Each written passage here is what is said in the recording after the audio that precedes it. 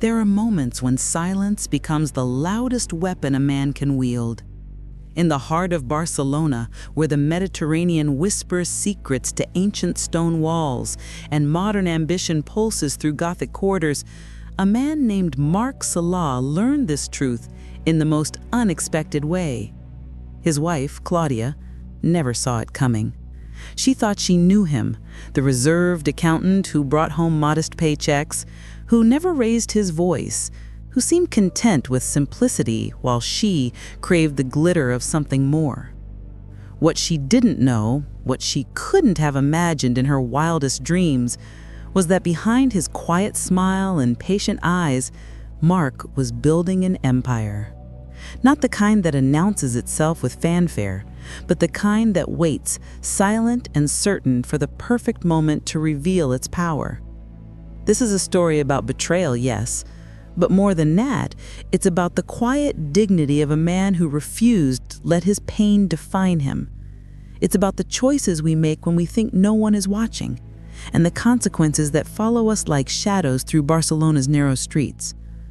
By the end of this journey, you'll understand why some victories taste sweetest when served cold, why patience can be more devastating than anger, and why the most profound revenge is sometimes simply living well.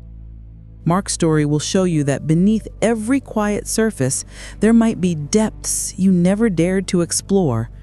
And perhaps, just perhaps, it will make you question who in your life might be hiding an ocean beneath a calm facade. The sun was setting over Barceloneta beach the day Claudia made her first fatal mistake, casting golden light across a life that was about to shatter. She looked at her husband across their terrace, saw only what she wanted to see, a man too simple for her sophisticated tastes, too predictable for her restless heart. She had no idea she was staring at her own ruin, wrapped in patience and wearing wire-rimmed glasses. This is the story of how the quietest man in Barcelona became its most elegant victor, and how a woman who thought she deserved everything ended up with nothing but regrets and a room with a view of everything she'd lost. Claudia Vidal Solà studied her reflection in the floor-to-ceiling mirror at Fitness Barcelona, her exclusive gym near Passeig de Gràcia. At 34, she still turned heads. Sleek dark hair, designer workout clothes that cost more than most people's monthly rent, and a smile that promised sophistication. Her personal trainer, Jordi Ramirez, watched her with the kind of attention that had nothing to do with proper form during squats. They'd been meeting 3 times a week for 6 months, and somewhere between the weight circuits and the protein shakes, boundaries had dissolved. Claudia told herself she deserved this. After 10 years with Marc, sweet, boring, predictable Marc, she deserved to feel alive again. She deserved passion, excitement, someone who looked at her like she was the center of the universe. Jordi did that. He made her feel young and reckless, like the woman she used to be before marriage turned her into someone who attended accounting firm dinners and pretended to care about tax codes. The affair became her secret fuel. While Marc worked late at his small office near Plaza Catalonia, Claudia and Jordi stole afternoons in boutique hotels in El Born, their bodies tangled in expensive sheets, while her phone buzzed with messages from her husband asking if he wanted him to pick up dinner. She never felt guilty, only entitled. Marc, she told herself, had become background noise in her own life. He never surprised her, never swept her off her feet, never showed ambition beyond his modest accounting practice.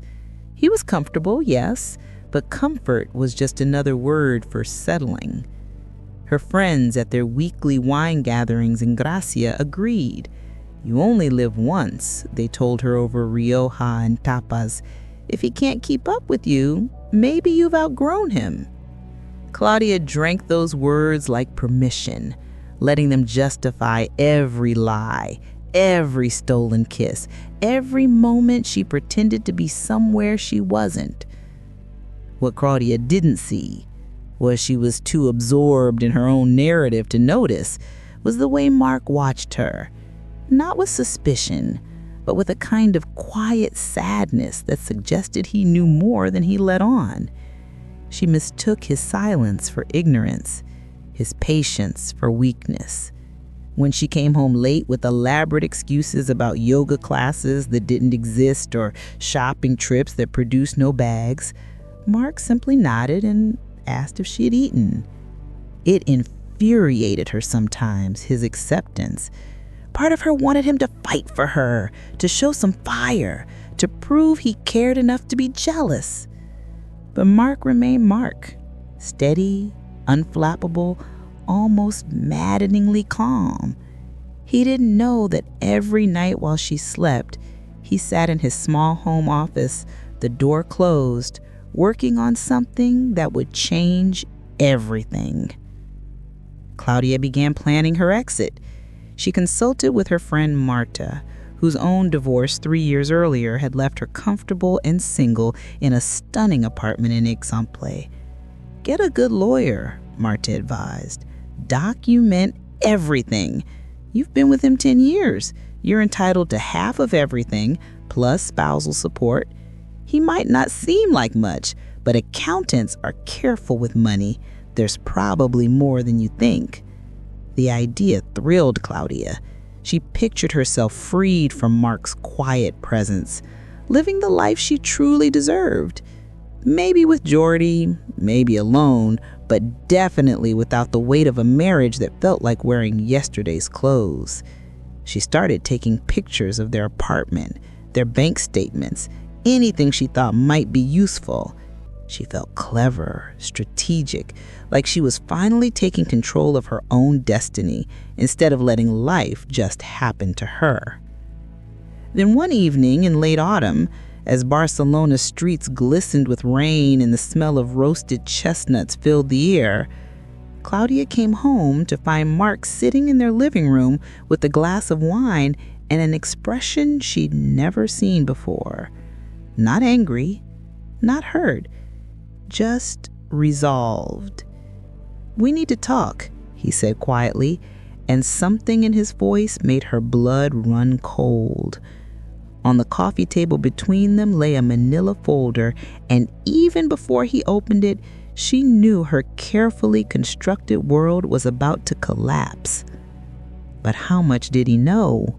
And more importantly, what was he prepared to do about it? 3 years earlier, during the strange, suspended time of the COVID-19 pandemic, while Barcelona's streets fell silent and the whole world seemed to hold its breath, Mark Sola had discovered something unexpected about himself. Locked in his home office while Claudia binge-watched series in the next room, he began developing a piece of financial software. It started as a distraction, a way to channel the restless energy that comes from watching your life pause indefinitely. Mark had always been good with numbers, had always seen patterns where others saw chaos, but he'd never pushed beyond the safety of his steady accounting job. The pandemic gave him something he'd never had before: time, pressure, and nothing to lose. His software was designed to help small businesses manage cash flow during economic uncertainty, using predictive algorithms to optimize spending and forecast recovery scenarios. It was elegant, intuitive, and born from genuine understanding of what struggling entrepreneurs needed most. Night after night, while Claudia complained about being stuck at home and video called her friends to dissect every episode of whatever show they were obsessed with that week, Mark coded. He taught himself programming languages through online courses, joined developer forums, tested and retested his algorithms until they sang. He didn't tell Claudia what he was doing, not out of secrecy exactly, because he knew she wouldn't understand, wouldn't see the potential in something that didn't immediately produce results. She'd mock his little hobby, suggest he was wasting time he could spend actually making money. So he kept it to himself, the seed of something that felt more his than anything else in his life. When the prototype was finished, he registered the company, Technova Solutions, in his name alone, using a small inheritance from his grandmother that Claudia had never known about. He filed all the paperwork meticulously, dated and documented, establishing clear ownership before their marriage had legally existed. The software launched quietly in early 2021, just as businesses were desperately trying to navigate reopening. Mark's timing was perfect, though he'd never call it luck. It was observation, patience, and preparation meeting opportunity. Small businesses across Spain began subscribing, then medium-sized companies, then firms in France and Portugal. The user base grew organically through word of mouth and genuine usefulness, without flashy marketing or venture capital drama. Mark reinvested every euro back into the company, improving features, hiring a small team of remote developers, building something sustainable. By 2023, Technova Solutions was generating 7 figures in annual revenue. By 2024, just before his marriage to Claudia imploded, it was valued at over 12 million euros. And through it all, Mark continued going to his accounting office, continued bringing home his modest paycheck, continued being the simple, boring husband Claudia thought she'd outgrown. He wasn't hiding his success out of spite or a strategy, at least not at first. Mark kept quiet because he'd learned something important about himself during those pandemic nights. He didn't need validation from Claudia or anyone else. The work itself was enough. The satisfaction of building something excellent, of solving real problems for real people, filled a space in him that his marriage had slowly hollowed out. He loved Claudia, or at least he loved who she used to be, but he couldn't ignore the growing distance between them. She seemed to resent him more with each passing month, her sighs heavy with disappointment whenever he suggested a quiet dinner at home instead of expensive restaurants in Elborn. Mark watched her drift away and made a quiet decision. He would let her go when she was ready, but he would protect what he'd built, not to punish her, but to honor the work itself, the thing that had reminded him he was more than just someone else's disappointing husband. The irony wasn't lost on him. Claudia spent money freely, designer clothes, spa treatments, that gym membership that cost more than some people's car payments, never asking where it came from, assuming Mark's accounting work covered their comfortable lifestyle. She had no idea that her husband was subsidizing her discontent with the profits from a tech company she didn't know existed.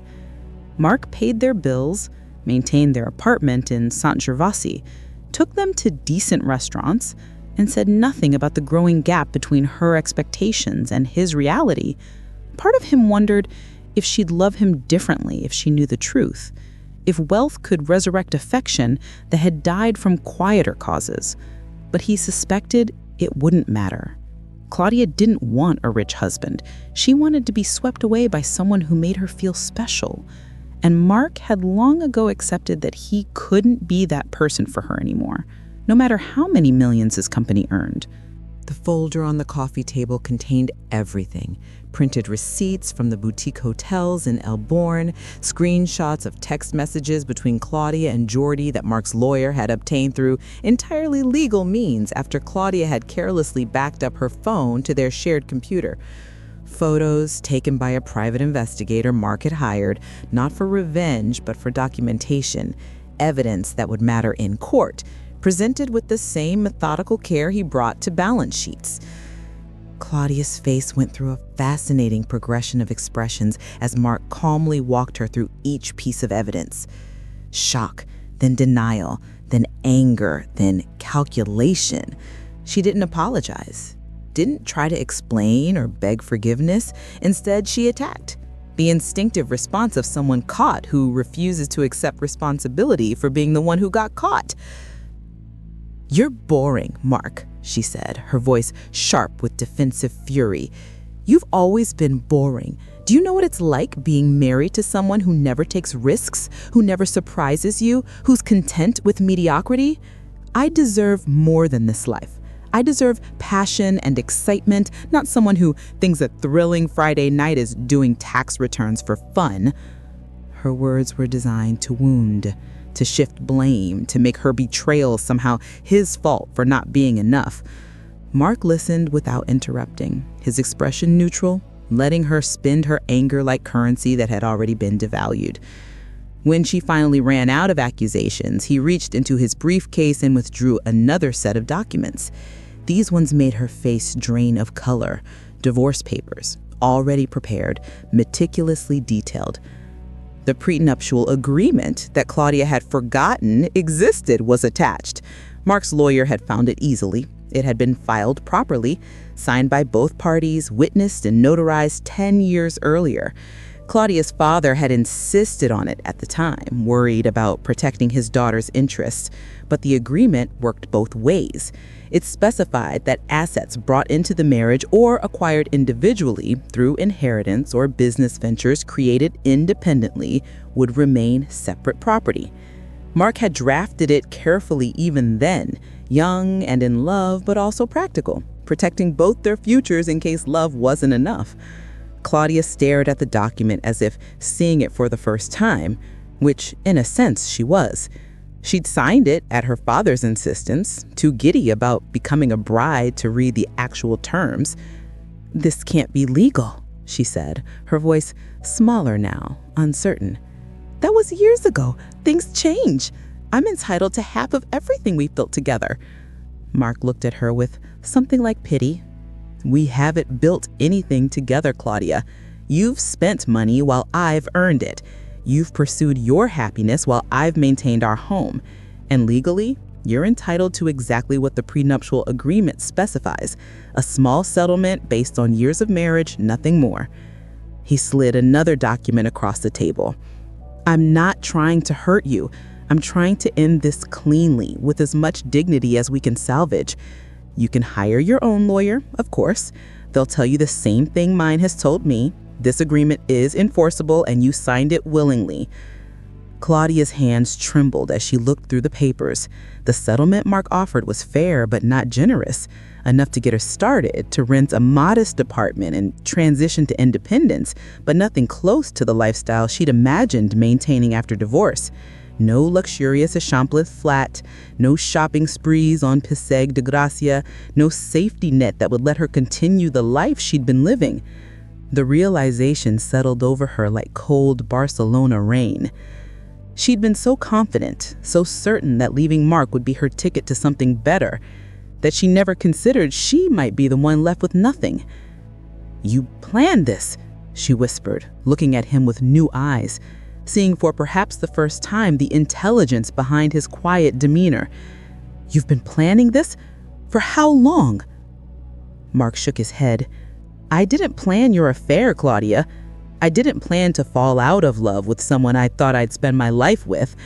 I just prepared for reality, because that's what I do. I look at numbers and outcomes and prepare accordingly. You made your choices. I'm making mine." He stood, buttoning his jacket with the careful precision that defined everything he did. "Take the papers to a lawyer. Take your time, but understand this. I'm done fighting for something you stopped wanting years ago. I'm done being your disappointment." He walked toward their bedroom to pack a bag, leaving Claudia alone with the wreckage of her assumptions. As he closed the door behind him, one question hung in the air like Barcelona fog. What else had she been too blind to see?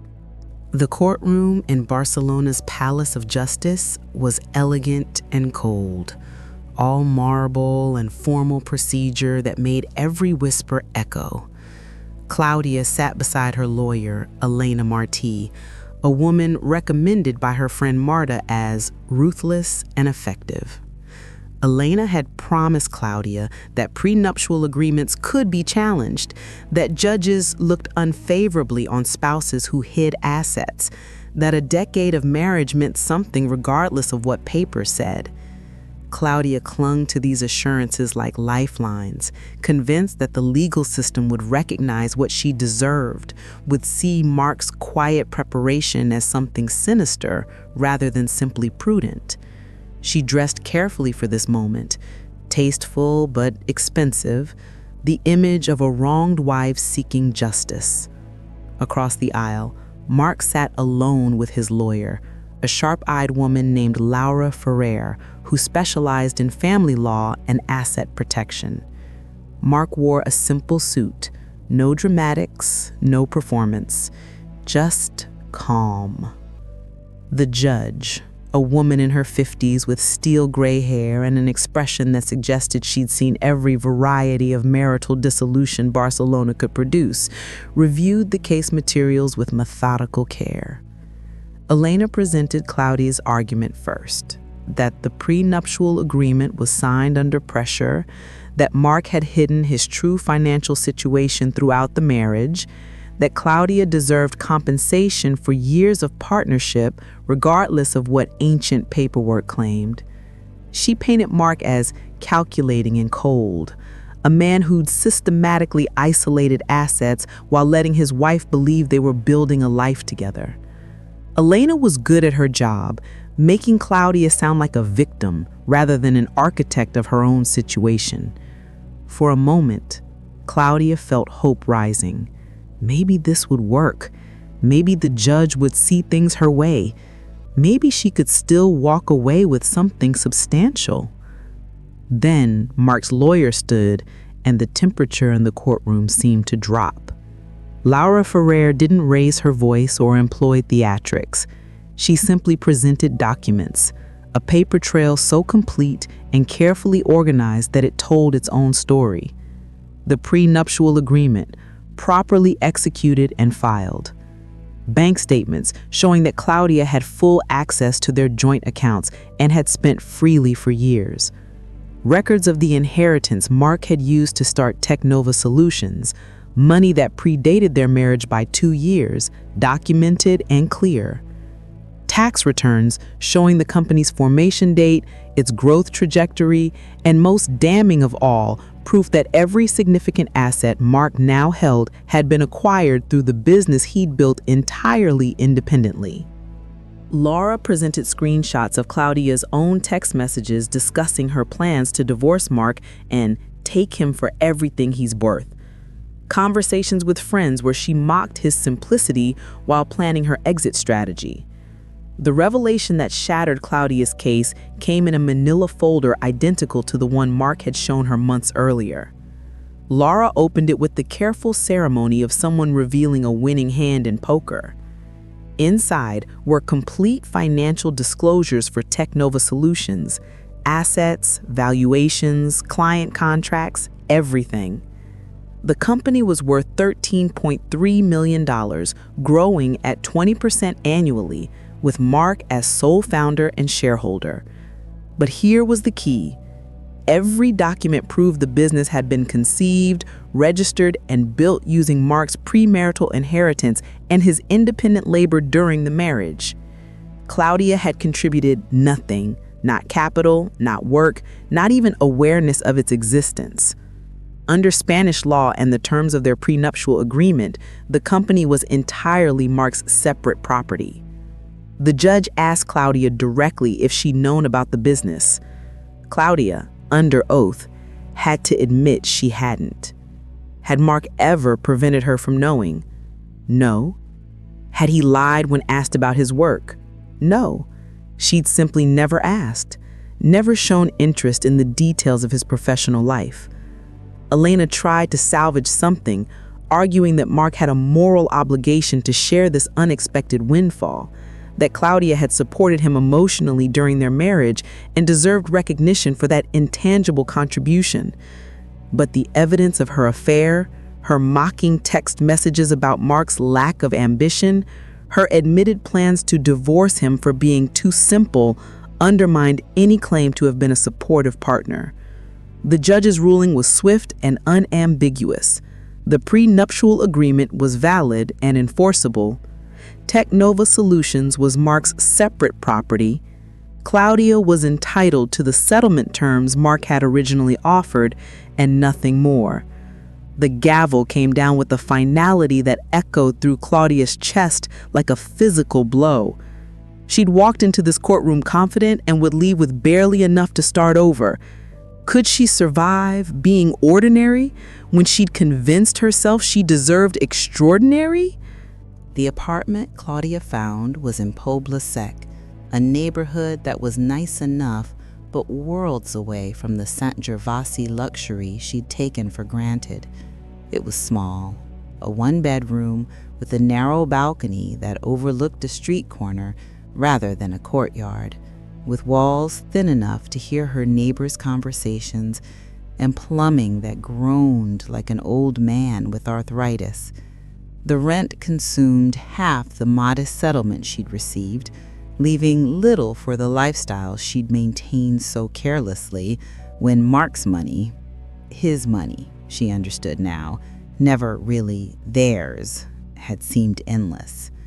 She stood in the empty space the day she moved in, surrounded by the handful of possessions she'd been allowed to keep, and felt the full weight of her choices settle on her shoulders like Barcelona's humid summer air. Friends disappeared with predictable speed. The women she'd met for wine and gossip in Gracia, who'd encouraged her affair and cheered her divorce plans, suddenly had scheduling conflicts whenever Claudia suggested meeting. They'd been friends with her lifestyle, she realized, not with her. The invitations to gallery openings and rooftop parties dried up. Her phone, once constantly buzzing with social plans, fell silent except for promotional texts from stores she could no longer afford to shop in. Even Marta, her closest confidant who guided her through the divorce strategy, stopped returning calls. Claudia tried not to feel bitter, tried to tell herself she was better off without people so shallow, but loneliness is honest in a way that self-justification never is. She traded one form of isolation, being lonely in her marriage, for another, being lonely everywhere else. Jordi ended things 2 weeks after the divorce was finalized. They met for coffee near his gym, and Claudia could see the discomfort in his eyes before he even spoke. He'd been exciting when she was unavailable, forbidden fruit that tasted like rebellion and possibility. But Claudia, as an actual available woman, struggling financially, emotionally raw, needing something real instead of stolen afternoons, was different, less fun, more complicated. He delivered his breakup speech between sips of cortado, talking about needing to focus on his career and not being ready for something serious. Claudia listened and understood she'd been an escape for him too. Not a person, but a fantasy. When he paid for her coffee with exaggerated courtesy before leaving, she sat there for another hour, watching Barcelona move around her, and let herself cry in a way she hadn't since the divorce became final. She found work as a receptionist at a dental clinic near Plaza España. The job wasn't terrible. The dentist who owned the practice was kind, the other staff friendly enough, but every day felt like a reminder of everything she'd lost. She answered phones, managed appointments, smiled professionally at patients while wearing discount clothes she'd bought at Mongo instead of the designer boutique she used to frequent. Her coworkers were younger, content with their simpler lives, excited about weekend plans that involved cheap drinks and house parties rather than exclusive restaurant reservations.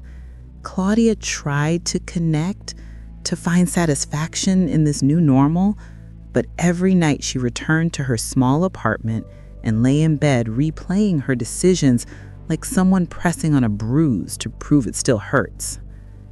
The worst moments came late at night, when Barcelona fell quiet and there was nothing to distract her from herself. She'd think about Mark, not the Mark she'd married, but the Mark she'd never really seen. The man who built a multi-million-euro company while she complained he wasn't ambitious enough. The man who'd known about her affair but said nothing, giving her rope to hang herself rather than confronting her with anger. She'd Google his name sometimes, finding mentions of Technova Solutions in business publications, seeing his photo at industry events, looking confident and at ease in a way he'd never looked during our marriage. He'd moved on, clearly, while she was stuck in this smaller life, haunted by the person she'd been too arrogant to appreciate. But was she truly sorry for hurting him, or just sorry for the consequences she faced? If you're enjoying this story, don't forget to subscribe and turn on notifications. That way, you won't miss the next chapter of life, love, and redemption. Mark left Barcelona 3 months after the divorce finalized. Not running away exactly, but recognizing that fresh scenery might help him become whoever he was meant to be next.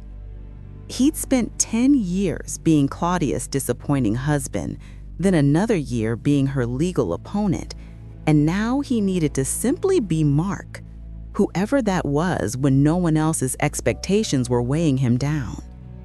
He sold the San Gervasi apartment without sentimentality, kept only what mattered, and moved temporarily to Valencia.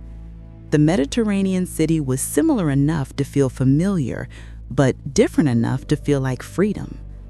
He rented a modern apartment near the City of Arts and Sciences, all clean lines and natural light, and for the first time in over a decade, decorated a space entirely according to his own taste. Technova Solutions continued growing, and Mark threw himself into the work with renewed focus. He expanded the team, opened an office in Madrid, began developing new features based on client feedback. The company that had started as pandemic distraction evolved into something genuinely valuable, not just profitable, but useful, solving real problems for businesses across Europe. Mark found satisfaction in building something that mattered, in creating jobs for talented developers, and knowing his software was helping entrepreneurs survive uncertain economic times. He attended conferences, gave interviews to business publications, became known in tech circles as someone worth listening to. The money accumulated almost as an afterthought. Important, yes, but never the point. The point was excellence, creation, leaving things better than he'd found them. He dated occasionally, though nothing serious. A few coffee meetings arranged by well-meaning friends, a brief relationship with a marketing consultant he'd met at a conference in Berlin. Mark was careful, maybe too careful, wary of mistaking companionship for connection. He'd learned from his marriage that love without mutual respect is just shared real estate and legal documents. He wouldn't settle again for someone who needed him to be different than he was. If loneliness was the price of authenticity, he'd pay it. Valencia gave him space to figure out who Mark Sola actually was when he wasn't performing the role of husband or business founder. Just a man who liked quiet mornings, good books, long walks along the Turia Gardens, and work that engaged his mind without consuming his soul. After 2 years, an opportunity arose that felt like a completion of a circle. A major real estate development firm in Barcelona, Immobiliaria Mediterránea, needed a financial director. They'd been impressed by Technova's growth and Mark's reputation for building sustainable systems. The salary was substantial, the role challenging, and most importantly, it would let Mark return to Barcelona not as the quiet accountant he'd been, but as someone who'd proven himself on his own terms. He accepted the position and moved back to the city that held all his history, but this time to a stunning apartment in Diagonal Mar, with views of the Mediterranean that reminded him every morning how far he traveled from the man Claudia had dismissed as boring. At Immobiliaria Mediterránea, Mark implemented systems that transformed the company's efficiency. He was good at this, seeing waste, eliminating friction, building frameworks that let people do their best work. His calm demeanor, once mistaken for weakness, proved to be exactly what the organization needed during turbulent market conditions. Colleagues respected him. The CEO valued his input. Mark found himself in meetings with city officials discussing affordable housing initiatives. His experience with small business financing lending credibility to conversations about economic development. He'd become, without particularly trying, someone important, Not for show, not for ego, but because he'd focused on being good at things that actually mattered. But would he ever risk his heart again, or had Claudia's betrayal closed that part of him permanently? Mark's work at Immobiliaria Mediterranea gradually revealed something he hadn't known about himself. He cared deeply about housing security. Perhaps it came from understanding what it meant to rebuild a life with limited resources, from watching his software help businesses survive instability, from some deeper place that recognized how precarious existence becomes when you lose the foundation beneath your feet. He began pushing the company to develop more affordable housing projects, arguing persuasively that profitability and social responsibility weren't opposing values, but complementary strategies in a changing market. His financial model showed how mixed income developments could be both sustainable and impactful, serving communities while generating reasonable returns. The CEO, initially skeptical, was won over by Mark's careful analysis and quiet passion. The company launched a new division focused specifically on housing for families in transition, people recovering from divorce, bankruptcy, job loss, the kinds of life disruptions that push people to the edge of homelessness. Mark structured the financing creatively, partnering with local nonprofits and city housing programs to create pathways for people who couldn't qualify for traditional mortgages. He remembered Claudia and her small Poble Sec apartment, how close she'd come to truly struggling, and felt something soften in him. Not forgiveness exactly, but understanding. People made mistakes, life happened, and systems should exist to catch those who fell. Mark couldn't fix what had broken between them, but he could maybe help prevent others from experiencing that particular flavor of desperation. He also began funding a foundation, Fundación Nuevo Comenzament, he called it, New Beginning Foundation, dedicated to financial literacy and business support for people starting over. The foundation offered free consulting, small business loans, and educational programs, teaching everything from basic budgeting to startup financing. Mark partnered with universities, recruited volunteer accountants and business advisors, and quietly poured profits from Technova Solutions into programs that gave people second chances. He never publicized his involvement, never used the foundation for personal branding, just built something useful because he could and because it mattered. The work gave him a sense of purpose that wealth alone never had. One evening at a foundation gala he'd been convinced to attend, Mark found himself talking with a woman named Nuria, who ran a program helping women leave abusive relationships. She told him about clients struggling to rent apartments with damaged credit, about the catch-22 of needing stable housing to find work, but needing work to afford housing. Mark listened with the same focused attention he brought to financial models, asking questions, understanding the problem from every angle. By the end of the conversation, he'd committed to creating a special housing fund specifically for domestic violence survivors. Deposits waived, flexible terms, support systems built in. Nuria looked at him with something like awe. "Why are you doing this?" she asked. Mark smiled. "Because someone should, and I can. It's that simple."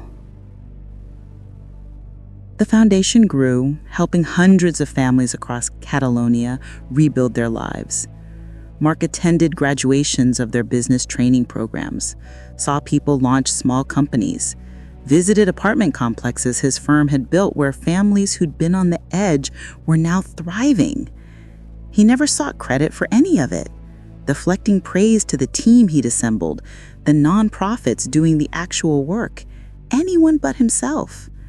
His wealth had become a tool for building things that outlasted him. Companies, programs, opportunities. He'd transformed his own pain into purpose, his divorce into understanding, his betrayal into empathy. This was the man Claudia had never seen, had never given space to become. But perhaps, in leaving him, she'd accidentally given him the greatest gift: permission to discover who he really was. Would that discovery have happened if she'd stayed? Or did some transformations require breaking? 5 years after their divorce, on an unremarkable Tuesday morning in March, Claudia Vidal walked into the Immobiliaria Mediterránea offices in Barcelona's business district. She'd been living carefully for years now, saving what she could from her dental clinic salary, slowly rebuilding her credit, working with a non-profit advisor from Fundació No Common Cement, who'd helped her develop a budget and plan. She'd been approved for a small mortgage, nothing fancy, but enough to buy a modest one-bedroom in Sants that would be hers instead of a landlord's. The appointment was with the financial director to review final paperwork, sign contracts, go over terms. Claudia was nervous, excited, feeling like maybe finally she was taking a real step forward instead of just surviving. The assistant directed her to a corner office with floor-to-ceiling windows overlooking the Mediterranean. Claudia entered with her folder of documents clutched too tightly and froze. The man behind the desk was standing, turned toward the window, and even from behind, she knew. Something about the way he stood, the familiar slope of his shoulders, the careful way he moved as he turned to greet her. Their eyes met. Mark. His face showed surprise. He clearly hadn't reviewed her name on the appointment list, but also something gentler. Curiosity, maybe, or the neutral friendliness you'd offer any stranger. Claudia couldn't speak, her throat tight with shock, and something messier that might have been shame or regret or just the weight of 5 years of consequences. "Claudia," Mark said, his voice exactly as she remembered, calm and measured. "Please sit down. I didn't realize..." He gestured to the chair across from his desk, professional and courteous, as if she were any other client. Claudia sat because her legs felt uncertain. She looked at him, really looked, maybe for the first time, and saw the changes. He'd aged well, confidence settling into his features where uncertainty used to live. His clothes were expensive but understated, his office decorated with minimalist taste, and most noticeably, his eyes held none of the hurt she'd seen in their final months together. He'd healed, moved on, become entirely himself without her. The realization stung more than she'd expected. "I'm here to finalize mortgage paperwork," she managed to say, her voice smaller than she wanted. Mark nodded and opened her file, scanning the documents with the same focused attention she remembered when he'd review their taxes. "Yes, the apartment in Sants. Congratulations. I see you've been working with our foundation. That's excellent. Your advisor speaks highly of your commitment to the program." His tone was genuinely warm, no sarcasm or edge. He walked her through the contract with patient clarity, explaining every clause, every term, making sure she understood the commitment she was making. Claudia watched his hands as he pointed to specific paragraphs, remembered those hands holding hers during their wedding, and felt time collapse in that confusing way where past and present exist simultaneously. This was the man she'd dismissed as boring, who'd built an empire while she chased excitement. When they finished reviewing the paperwork, an awkward silence settled between them, not hostile, but heavy with everything unsaid. Claudia surprised herself by speaking first.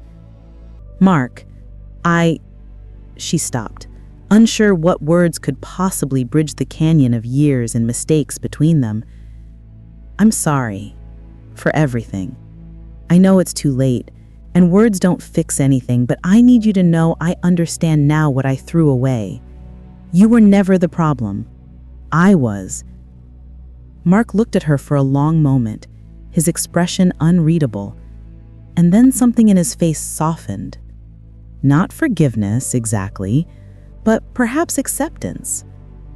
We were both the problem, Claudia.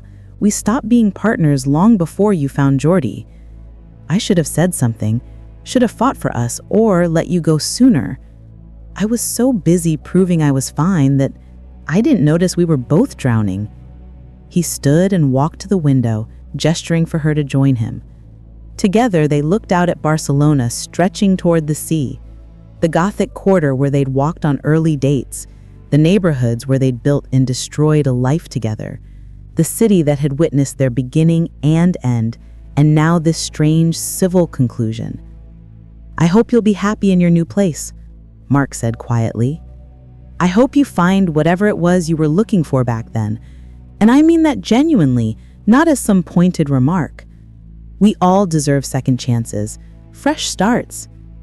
He turned to her with a slight smile, the kind that acknowledged shared history without being weighed down by it. "You're going to be fine, Claudia. You're stronger than you think. The woman who worked with our foundation advisors, who saved and planned and fought her way to this mortgage, that's the real you, not the person you were trying to be when we were together." Claudia felt tears threatening and blinked them back, not wanting to fall apart in his office, not wanting to make this moment about her pain when he'd been so gracious. "Are you happy?" she asked, the question slipping out before she could stop it. Mark considered this seriously, as he considered everything. "Yeah, I think I am. I'm doing work that matters. I've built things I'm proud of. I sleep well at night. That's more than a lot of people can say." He didn't mention dating or love or whether he'd found someone new, and Claudia didn't ask. Some doors, once closed, should stay that way. She nodded, understanding this was closure, not dramatic or cinematic, but real. Two people who had once promised forever, acknowledging they both survived the breaking of those promises and come out the other side as different, hopefully better versions of themselves. As Claudia gathered her papers to leave, Mark touched her arm gently. A gesture without romance or resentment, just human connection. "Take care of yourself, and thank you." She looked at him confused. "For what?" Mark's smile was sad but genuine. "For teaching me that I could survive losing something I thought I needed. For pushing me to become someone I didn't know I could be. It hurt like hell at the time, but maybe we both needed to lose each other to find ourselves." Claudia walked out of his office with her signed mortgage papers, her small apartment waiting, and the strange peace that comes from finally accepting you can't go back, only forward. She'd spent years regretting her choices, but standing there in Mark's presence, seeing who he'd become and glimpsing who she might still become herself, she felt something shift. Not redemption, that was too simple, but possibility. The question that followed her out into Barcelona's afternoon sunlight was one she'd have to answer herself. Could she build something meaningful with the second chance she'd been given? Or would she waste it mourning the life she'd destroyed? The Mediterranean sun painted Barcelona in gold and shadow. As Mark stood on his apartment balcony that evening, a glass of wine in hand, watching the city breathe below him, he thought about Claudia, about the strange poetry of their encounter, the woman who'd once destroyed his world, now seeking his help to rebuild hers. Life had a sense of humor, turning betrayal into this peculiar full circle where he held the power to give or withhold, and chose to give, because holding grudges was just another form of prison. He'd learned something important in the years since their divorce, that revenge, dressed as success, was still revenge, still tied him to the past, still made Claudia the center of his story. True freedom came from building a life so fulfilling that the past became irrelevant, not forgiven necessarily, but simply no longer the defining narrative. Mark's phone buzzed with a message from Nuria, the domestic violence program director, excited about 3 families who just moved into apartments funded by the foundation. He smiled, feeling that particular satisfaction that comes from making abstract compassion concrete. This was his legacy. Not wealth, not even Technova solutions, but the systems he'd built to catch people when they fell. He'd taken his own pain, that specific humiliation of being dismissed and betrayed, and alchemized it into empathy. Not everyone who suffers becomes kinder, but Mark had made that choice consciously, deciding that bitterness was too heavy to carry through the rest of his life. He wondered sometimes if Claudia understood the gift she'd given him by leaving. Probably not. Some gifts are only visible in retrospect, years later when you've become someone you couldn't have imagined being. The city lights flickered on as evening deepened, and Mark reflected on the concept of promises, the ones we make at altars, the ones we make to ourselves, the ones we keep without even realizing it. He'd promised himself during those lonely pandemic nights when he was building his company that he would create something that mattered. He'd pepped that promise, though it looked different than he'd imagined. Not just a successful business, but a network of support, a foundation for fresh starts, a career helping others build stability. He'd promised himself on the day the divorce finalized that Claudia's judgment of him, boring, unambitious, insufficient, wouldn't be the truth he accepted about himself. He'd kept that promise too, becoming someone he respected even if she never had. What surprised Mark most, thinking about it now, was the absence of anger. He'd expected to feel triumph seeing Claudia diminished, working a modest job, living a smaller life. But the emotion that actually surfaced was something gentler. Hope that she'd find her way, gratitude that their ending had freed them both, and a strange fondness for who they'd been before everything soured. They'd been young and optimistic once, believing love was enough. And maybe the tragedy wasn't that they'd failed, but that they'd held on too long to something that had naturally run its course. Some relationships are meant to be temporary, teachers rather than destinations, and fighting that reality just creates bitterness where there could be growth. Mark raised his glass to the city, to Barcelona that had witnessed his transformation, to the version of himself that survived betrayal and discovered he was stronger than he'd known. He thought about the question he'd asked himself years ago, standing in that same living room where he'd confronted Claudia with evidence of her affair. Who am I when no one is disappointed in me? He'd spent 5 years answering that question, and the answer was better than he dared to hope.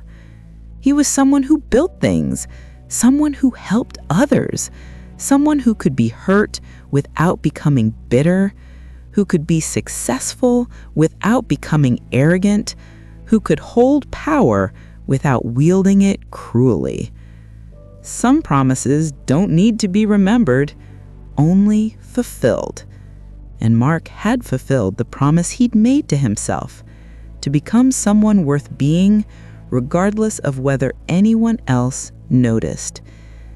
As the night settled over Barcelona and the sea whispered against the shore, Mark finished his wine and went inside, ready for tomorrow's work, for the next family his foundation would help, for the ongoing project of building a life defined by purpose rather than pain.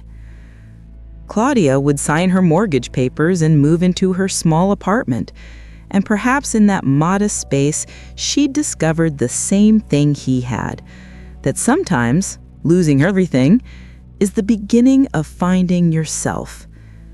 The camera of memory fades as the city glows under starlight, silent victory, poetic justice, and closure not through revenge, but through the radical act of choosing to become someone better than your worst moments. In the end, The best revenge isn't cruelty or triumph. It's peace. If this story touched your heart and you'd like to support this work, consider buying me a coffee on Ko-fi. Every small gesture helps bring more stories like this one to life. Thank you for listening, and remember, your kindness makes stories possible.